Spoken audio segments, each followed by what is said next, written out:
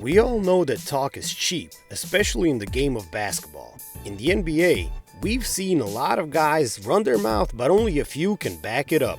Among them is NBA Hall of Famer Gary Payton. Aside from being widely regarded as arguably the meanest trash talker in the game's history, Payton also established himself as one of the greatest one-on-one defenders of all time. So when his Seattle Supersonics made it to the NBA Finals in 1996 against Michael Jordan and the Chicago Bulls, GP relied on his two best skills and delivered. Needless to say, Payton was well aware that he had to put in some extra work on guarding Jordan.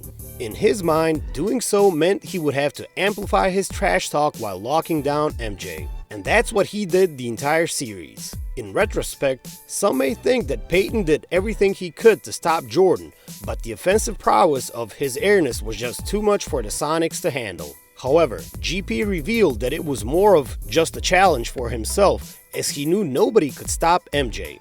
On top of that, Payton also knew that the whole world was watching, so having some back and forth with the greatest player of all time would drive people into a frenzy. It was just a challenge.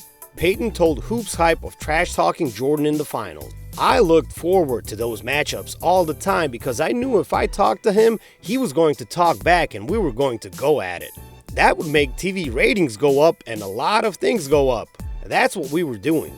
Looking back, it's safe to say that Payton's trash talking did less damage to Jordan as the Bulls scorched to a comfortable 3-0 lead over the Sonics. Heading into Game 4, Payton decided he'll give all he got and take the job of manning Jordan as they don't have anything to lose. So he reached out to then Sonics coach George Karl for the green light.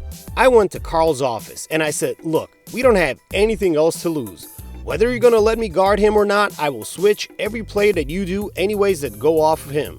He said, "Do what you gotta do." Payton's plan to make Jordan work for it a little bit more worked. The Sonics managed to hang in there and beat the Bulls in games 4 and 5. However, Chicago prevailed in game 6 and finished the series. Putting GP on MJ was a last resort type of adjustment, and something Coach Karl hadn't experimented with ever before.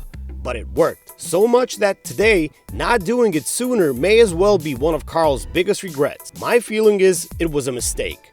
I don't know if it was a mistake that lost us the series, but it was something I should have done earlier. At least experimenting with it earlier, Karl said.